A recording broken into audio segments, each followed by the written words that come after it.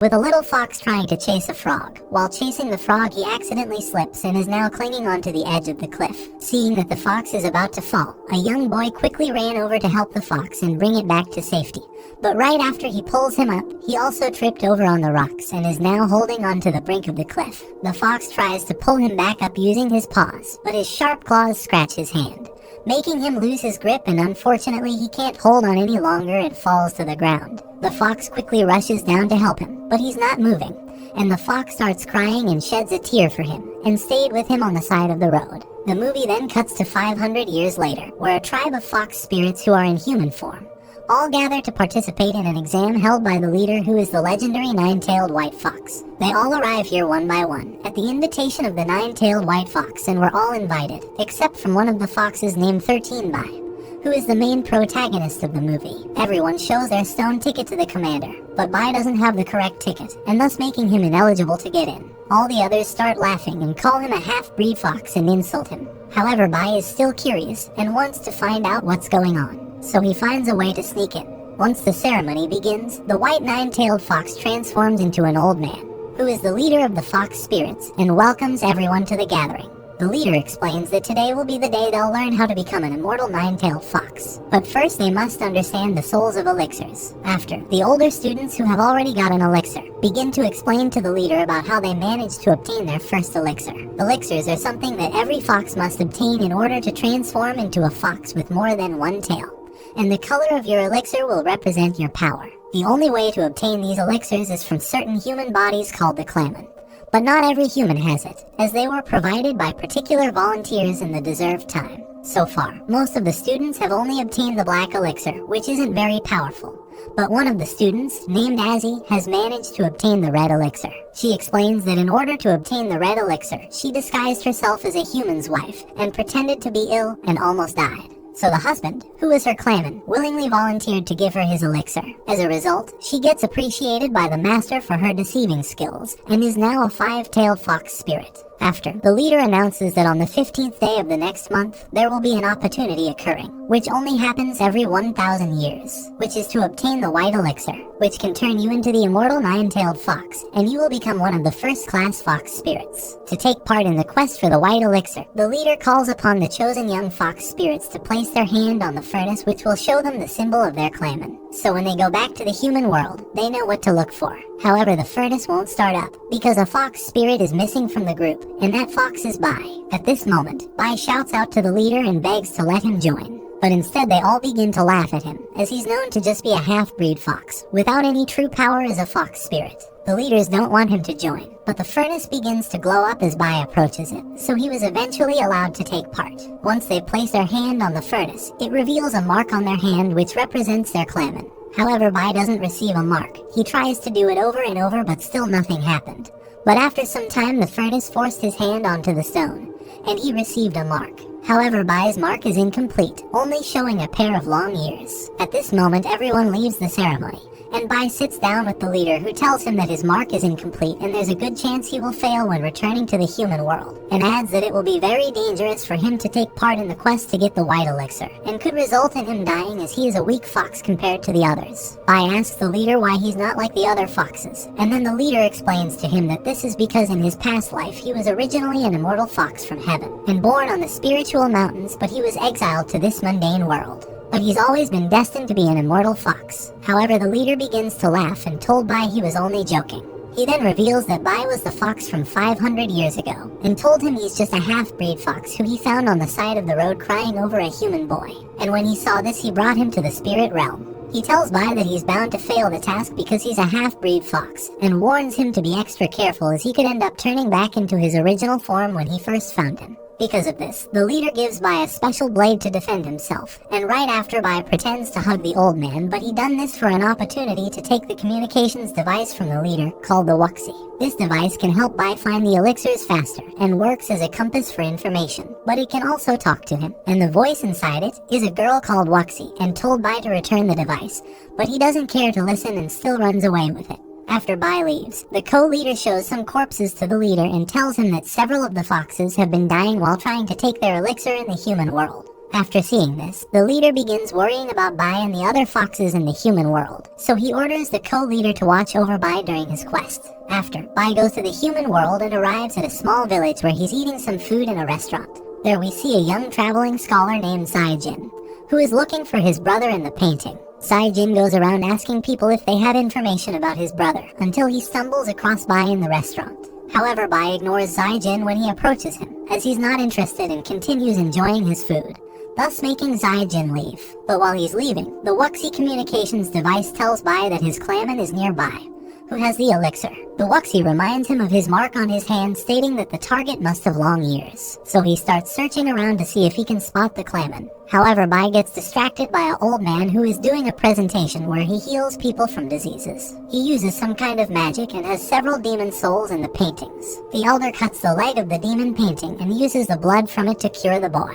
After seeing this, Bai is shocked and searches elsewhere for his target, as he thinks the elder might feel his presence and mistake him for a demon. At this moment, Bai bumps into Sai-jin again, making him fall into the donkey's stables. This causes Sai-jin's donkey to be scared and runs away, but when his donkey returns back to him, he crashes into Bai and starts to run out of the town while taking Bai with him. After seeing this, Sai-jin hurries to pursue his donkey, and while doing so, the elder who was curing people with demon blood uses magic to cast a protection spell to hide inside Sai-jin's body. We then cut to Bai, who has been taken to the forest, and when Sai-jin arrives, he asks him where his donkey is. But Bai replies saying it ran off into the forest and doesn't know where it is. But Sai-jin continues to chase after Bai as he wants to know what happened to his donkey. The two of them run until they get exhausted, and they come to realize that they're now lost in the forests. There they come across an abandoned house and decide to stay there for the night, and Bai promises he will find the donkey tomorrow. While discussing about Sai-jin's donkey,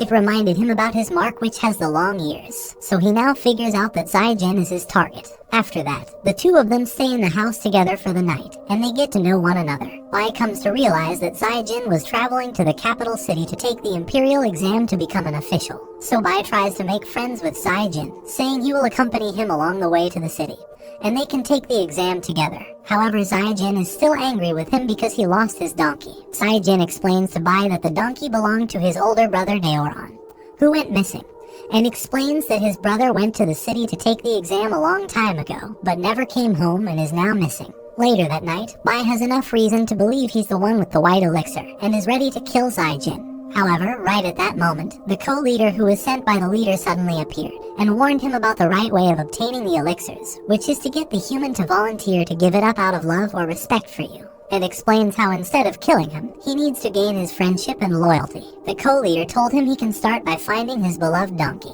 The next day the donkey was found, and Bai pretends he found it. But in fact, this is actually the co-leader who disguised himself as the donkey. After, Sai-jin is relieved and full of happiness, so Bai asks him if they can travel together to the capital and take the exam together. Sai-jin agrees, and they begin their journey. While traveling, they come across a strange town full of mist. Soon they realize that before the exam there is an academy that prepares you for it. When they arrive, the owner, who is a mysterious-looking man, invites them inside to stay at the guest house.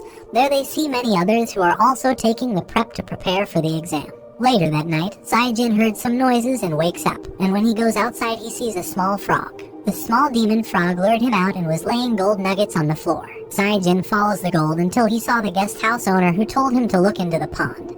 But when he does, the owner immediately attacked him and turns his vision to make him see what the demon wants him to see. When he looks around, he sees many of the scholars who have been killed by the frog demon and knows he could be next. The giant frog starts to attack him with his tongue until he catches him and nearly consumes him.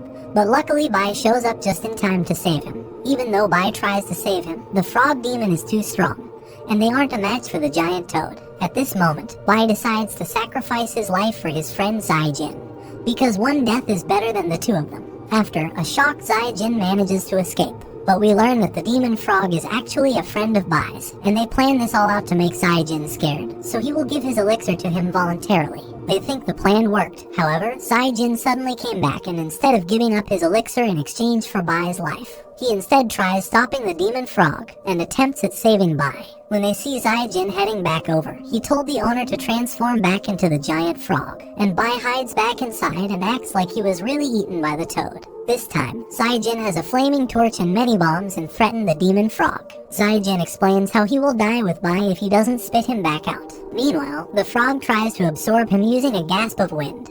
But the frog demon ends up absorbing the torch and the bombs, causing a huge blast, and spits out Bai, who goes flying into the air. Bai is laying unconscious and almost transforms into his fox spirit form. But the co-leader arrives and knocked out Zai-jin before he gets a closer look. After, the co-leader takes Zai-jin on a boat while he's still unconscious. And they're also with the man who turned into the demon frog. He then blames Bai and the frog about their dumb plan in order to take Zai-jin's elixir, and reminds Bai that the elixir inside Zai-jin's body could end up being black, so what they are planning could all go wrong. The co-leader suggested Bai should take Zai-jin to the capital city where there is a girl who could reveal the color of Zai-jin's elixir. Soon after, Zai-jin awakes, and Bai thinks it's best to reveal his true identity, and reveals to Zai-jin that he's actually a fox spirit. He tells him not to be afraid, and promises not to eat him. Zai-jin comes out and starts healing Bai's wounds. On their way there, Zai-jin tells stories about his brother, and explains how he's his role model, so Bai promises to help find him when they arrive at the capital. When they arrive at the city, there are a lot of beautiful women who are gathered there, and Zai-jin is greeted by a boy who directs him to an exclusive building, where apparently someone has been waiting for him for a long time. When he arrives, he's greeted by the demon frog, who has disguised himself as a girl, and they tell him his brother is on the second floor of the building waiting for him. He then enters a room where he meets a beautiful ghost named Ying Lion, the one who's able to reveal the color of the elixir. Zai-jin is confused but Ying Lion is very attractive, and she begins flirting with an innocent Zai-jin. However, he knows his limits and refuses to kiss her. She then tries to lure him over and over again until the magic protection spell that the elder put on him attacks Ying Lion. She pretends to be okay, and because Zai-jin is a gentleman, he always turns his back to her. But each time he does this, the spell is visible to her eyes, causing her to be thrown across the room. Ying Lion starts crying because she's failing to get close to him. But Zai-jin thinks she's crying because she thinks that he doesn't love her. However, Zai-jin has already fallen in love with Ying, and states that when he finishes the exam, he will be destined to marry her. After he falls asleep, she examines his whole body, and when Bai returns, she informs him that she found nothing, and couldn't reveal the color of his elixir. After, Ying Lion is tortured by the co-leader, who is mad that she didn't finish her mission. It turns out that her soul is kept inside the lotus, and the master has full control over it. The next morning, Bai and Zai-jin arrive at the city where the ultimate examination will take place. However, he is nervous as only a few of them will be chosen to pass the exam. Later, before the exam starts, he asks people about his brother Daoran in the painting. Later at night, all the candidates start registering themselves for the exam. However, they are all searched thoroughly to make sure no one is cheating. The following day, all the candidates enter the exam room and prepare themselves. The exam begins and it goes on until midnight, and suddenly a man who is doing the exam claims he sees ghosts and distracts other examiners, so they bring him out of the class. Moments later, the ghost Ying Lion appears, and this time pulls Bai's soul out of his body. She tells him that there is an evil ghost lurking in the room who will capture a bunch of students' souls, including Zai-jin's. She explains to Bai that this will be the perfect time to kill Zai-jin and obtain his elixir, and in exchange for helping Bai, he will return the favor and steal the lotus from the co-leader and set her free. Bai agrees with the plan, and the evil ghost takes Zai-jin's soul from his body. Ying Lion explains to Bai that he must kill Zai-jin while his soul is free from his body so the quality of the elixir won't be affected. When Zai-jin looks around, he finally meets his brother Daoran. But when he tries to talk to him, it turns out that his brother Daoran is the evil ghost. He tries to attack Zai-jin, but Bai sees this and can't help but to save his best friend, and quickly runs over to save him, even though this was the perfect opportunity to kill him and obtain the white elixir so he can become an immortal. But he still doesn't do it. After, Zai-jin's brother casts a spell trapping both of them inside the walls made of letters. Then we see a black hole which absorbs Zai-jin, and the Wuxi device tells Bai that he should let him go, to make sure he finishes the objective, which is to let Zai-jin die to get the white elixir, and turn into an immortal nine-tailed fox. However, Bai considers Zai-jin his only friend, so he decides to jump in the black hole to help Zai-jin. While in the black hole, Zai-jin's soul is almost destroyed by his older brother's spell, while Bai is being attacked by other candidates who are trapped in the letters. While Bai's soul is being overthrown by all the other ghosts, the Wuxi device tells him that the only way to solve this situation is to get Zai-jin's brother to remember his past. Wuxi tells him she can help with this and saves Bai, and also makes Doran remember who he really is. But this costs Wuxi to lose her life. After, it turns out that Zai-jin's brother was a student of the academy and wanted to pass the exam his whole life. He tries to do the exam every season but continuously fails until one day he died in the exam room full of anger. This is why he takes everyone's souls if they pass the exam. After Wuxi dies, he wakes up and finally realizes who he is, and is no longer an evil ghost. He is now a good ghost, and just before their souls return back to their bodies, he warns his brother Zaijin about what he heard the Wuxi say to Bai, about obtaining his elixir. At this moment, Bai and Zaijin's souls return back to their bodies. While eating, Zaijin forces Bai to be honest with him, and his true intentions to why he followed him all this way. And he asks Bai what an elixir is. After, Zaijin is willing to give him his elixir as a gift for saving his life many times during their journey together. But he said he will only do this if he can help him free the beautiful Ghostian lion, as he wants to marry her. Later on, Zaijin is wearing a wedding outfit and proposes to Ying, but she refuses and warns him that she is a ghost and a tree demon. However, Zaijin still insists that he wants to marry her, which makes her flattered. She then betrays all the foxes and takes Zaijin. But Bai was waiting for them at the other side of the bridge. Ying has good intentions and is trying to save Zaijin from Bai. However, Zaijin doesn't seem to want to be saved, as he keeps protecting the fox spirits from Ying. Unfortunately, the frog demon stabs Ying in the back. The dying Ying brings Zaijin with her and runs away. However, it's already too late to save her. Before disappearing, she expresses her gratitude towards the innocent scholar. Zaijin's heart is now broken as she was the only thing that mattered to him. While she fades away, Bai arrives there and Zaijin blames him for her death, saying he's a liar about everything. He then tells Bai to kill him and take the elixir from his body. After seeing Zaijin hurt like this, Bai apologizes to him for everything and decides to sacrifice himself, and we see his body disappear into the water. After, Bai is now teleported back to the fox spirit realm. And it is revealed to him that the tribe co-leader of the old foxes was observing him this whole time to prevent him from doing something he wasn't supposed to do. And to make sure this didn't happen, he was using protection magic hidden inside Zaijin's body. The fox leader reveals to Bai that the kid who saved him 500 years ago was Zaijin in a previous life. And the white elixir is not the thing which occurs every 1,000 years, and it was an excuse for what really occurs every 1,000 years, which is a unique sacrifice for each other's lives between a fox spirit and a human who both love each other, which is what happened to Zaijin and Bai. He explains that he was always destined to obtain the white elixir from Zaijin because of the teardrop Bai left on Zaijin's hand is in fact the elixir, and the leader knew that Bai would end up sacrificing himself for Zaijin as a fox spirit in the human world. We then cut to Zaijin after Bai had disappeared, and he's now searching everywhere for Bai, because he wants to say sorry for not believing in their friendship and his true intentions. He keeps walking until he arrives in the bamboo forest, and there he sees Bai. After seeing Bai, Zaijin says his apology and wishes for Bai to have his elixir, as he knows it's the only way Bai can stay as a fox spirit because he's a half-breed and it will lead to him becoming immortal. So he sacrifices himself so Bai can have the elixir. But right after, another Bai arrives, and it turns out that the Bai we just saw with Sijin was actually the co-leader. The co-leader tells Bai that the elixir inside Zaijin is not white but black, so it is useless. In addition to this, he was told by the leader to watch over Bai to steal the white elixir once he took it from Zaijin, and use it for himself, and as a result all of his efforts are useless, because the co-leader deceived Zaijin and killed him. Bai gets full of anger and starts to fight the co-leader. Because of his anger, he uses his fox powers, and it seems like he's overpowering the co-leader, but suddenly, the co-leader transforms into the six-tailed fox and starts to get his revenge on Bai, and Bai is no match for the six-tailed fox.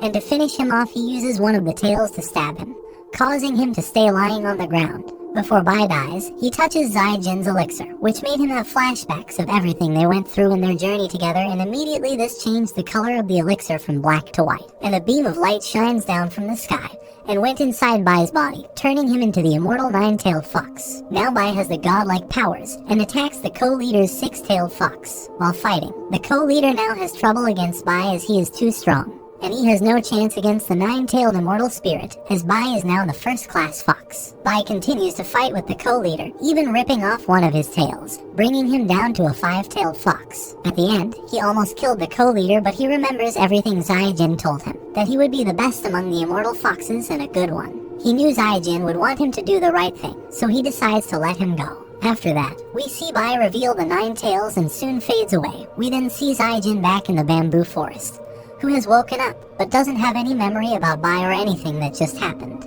He then goes back to his hometown to live with his grandma, and his grandmother asked him why didn't become an official after passing the imperial exam. So he told her that it's his wish to stay here and take care of his grandmother, especially now his brother is gone, and that's what will make him happy. After that, his grandma said that ever since he came back he doesn't look happy, to which Zaijin replies, saying that ever since he got back it feels like he lost something. A few days later, Zaijin is searching to find some herbs, but there he came across an injured fox who happens to be Bai back in his original form. The movie then cuts to a scene with Bai in the forest, right after the fight with the co-leader, and it turns out that he was deeply sad to see Zaijin lose his life. So he sacrificed his immortality as a first-class fox spirit and gave it all up so that Zaijin could live again. The wish was granted and the thunder struck him, removing him from the spirit realm, and Zaijin was resurrected but with no memories of what happened. Zijin named the fox Zaobai and he came to heal him, and they eat together and the story ends. Thanks for watching.